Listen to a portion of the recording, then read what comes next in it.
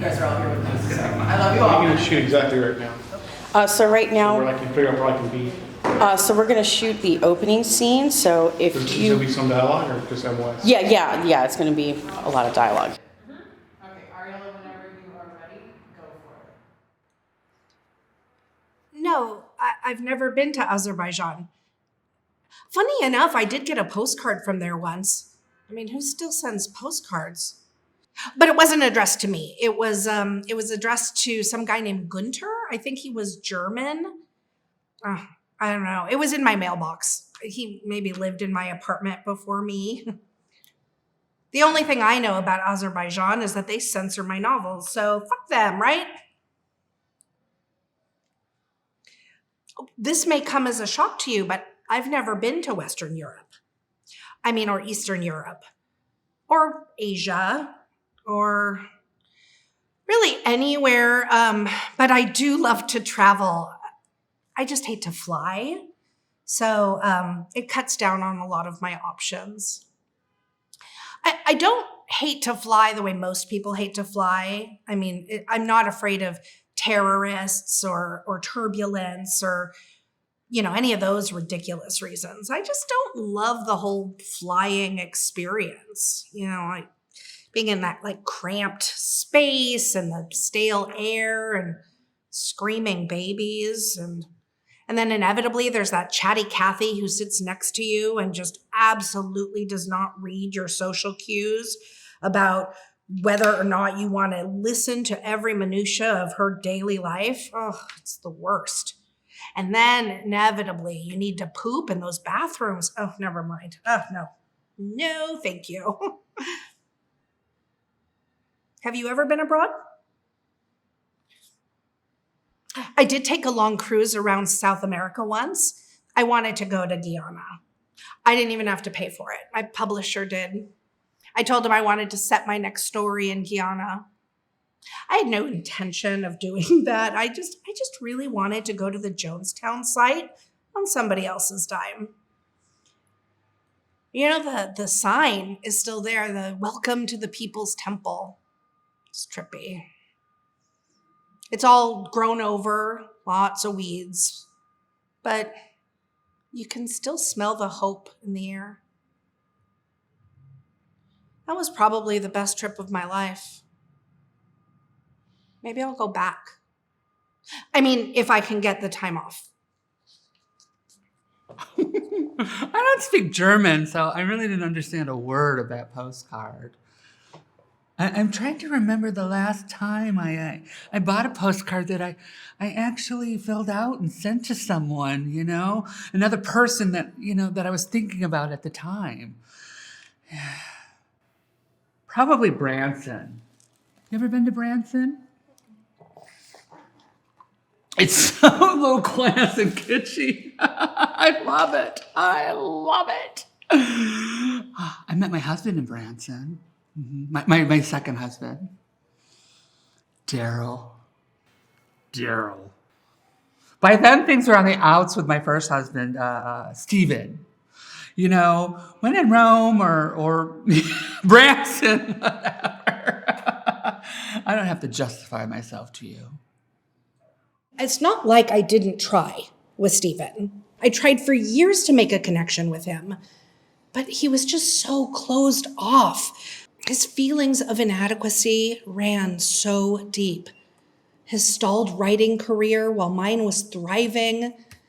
His desire to have more children completely took me by surprise. Oh, and then the baggage with his father, with his brother, with his ex-wife, his son, his mother. Oh, it was all too heavy. And he just shut down. I'm very organized. Cleanliness is very important to me, Things have their place, and that's where they go. I'm a problem solver. I've always been more of the broom type, I'm the one on the team that takes the responsibility of sweeping up messes, fixing what's broken. I was like that with Steven, even though I didn't want to be, but Somebody had to. I just couldn't stand the distance, the cold, the silence. It was, I swear, sometimes being with him is like being in Antarctica, okay? Talk about cold. So I booked us a trip to Branson. I thought, warm and friendly Branson, fucking Branson. I thought maybe a week-long trip would be a way for us to reconnect, but by that point, we were too far gone. Well, Daryl worked in our hotel, if you can believe that, right? A waiter working in a resort. My goodness. You know what? Listen, I'm going to confess something here, okay? And this might make me sound like a terrible person, and I'm sure this is probably the wrong thing to say to you at this exact moment, but I kind of feel oddly close to you. So I'm just going to go ahead and say it, okay? See, When I first met Daryl, thought he was beneath me. I mean, I've been on the New York Times bestseller list 7 times. 7 times. What could the lowly waiter possibly have to offer me? I don't want to sound bad, and I want to be clear on this. I am not rude to waiters because that's the most reprehensible thing that a human could be. Most reprehensible. our time on this planet is so limited, and our ability to connect is so limited. So we have to be able to identify where and with whom what we have to offer is fully heard and received. I'm sorry, but a 55-year-old waiter is either failed at whatever dream they sought, or their ambition is just not worthy of my time. I mean, who wants to be a waiter? And if you do, yikes. I mean, you must have a dream bigger than this. Don't answer that. But Daryl was so uncomfortably present and so nakedly attentive to my dietary needs. Usually, I just assume that the waitstaff is rolling their eyes at me when I tell them that I want the gluten-free option. But I'm not trying to be difficult. I really have celiac disease. It's not just me being a cunt for no reason. Well, at least not when it comes to my food. You want to know the weirdest part? It felt genuine. Like he actually cared about serving me. He wasn't just hustling for tips, His duty, his privilege, or just that small moment was to aid in the happiness of a total stranger. Felt good. I mean, he reached me on a level that was charged, that was primal. It was intense. Set my whole body on fire, it was primal, it was so sexual. but it was also so much more than that. I'm not sure I ever felt that level of connection from Stephen in the 19 years we were together. Made me sad. I mean, not just for me, but for him Stephen also. too.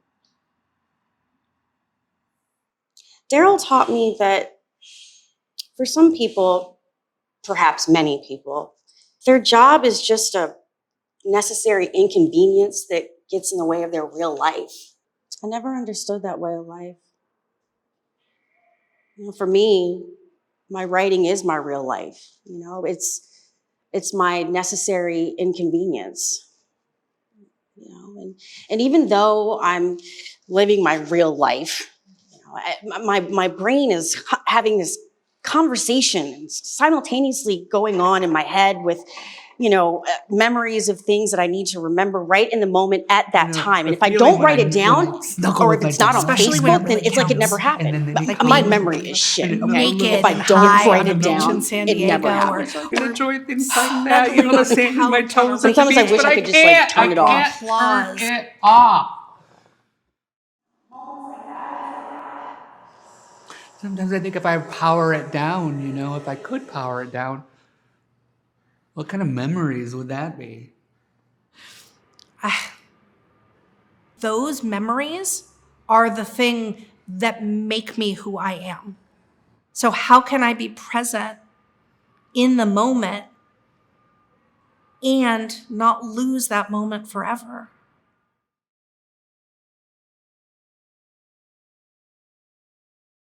I need people clapping for me. I need people to validate me constantly. That's what I need. And my therapist says, that's the way it is. Use it. So I use it in my writing. Okay, it's all to say that meeting Daryl was like a complete mind fuck. He was the most present person. He was the most. He was the most person present I've person ever met. I have ever known. Nothing seemed to shake him. I mean, nothing seemed to nothing shake him. fazed him. Nothing. If we were out in public and somebody cut in front of him in line, or Dog dog shit on the shitting on a sidewalk, sidewalk. somebody didn't pick him up. The way pharmaceutical companies make you want to try every single product they're shelling out to you. Traffic? Nothing None of it. seemed to faze that Nothing man. fazed him at all. Nothing.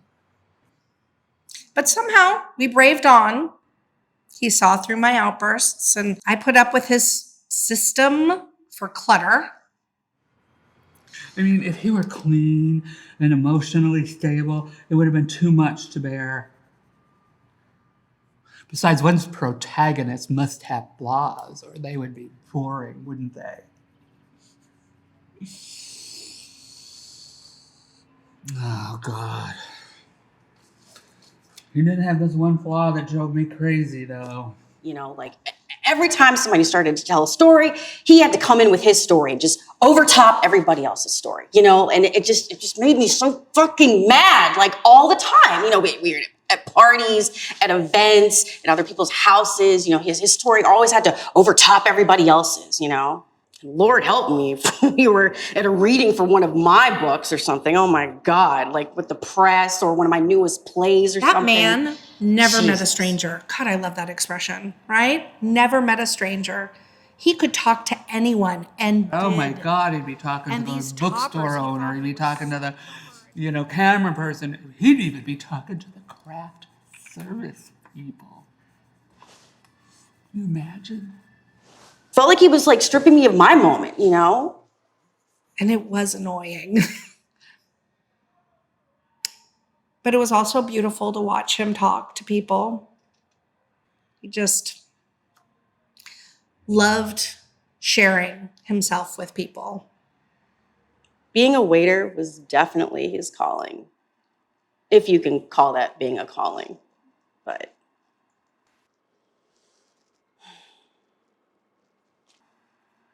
last year, Daryl had a stroke. The kind that like ruins your center of speech. And 2 weeks ago, he had another one.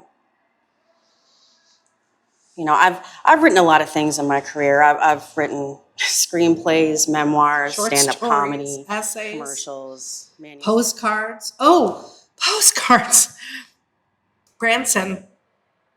Yeah, I wrote a postcard to Stephen ending it. I know. That was a cold way. Very cold way, but shit, sometimes confrontation is just too hard. Daryl's was my first obituary. I knew Daryl for exactly 428 days. And he changed me more than anyone. I mean, how could I condense that down to 2 paragraphs? How do you sum it up all the while remembering that, it's not about you or your journey. It's about him. That's the hard part.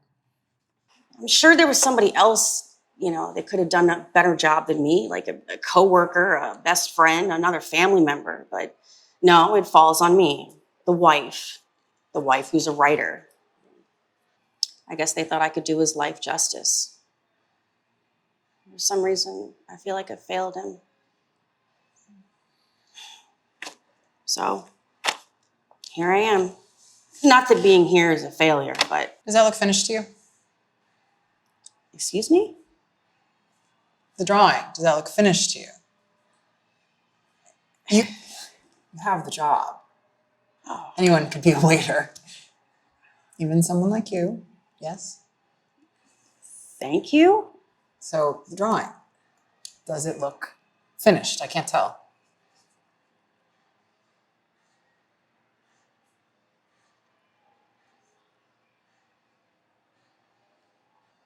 What is this? It's your story.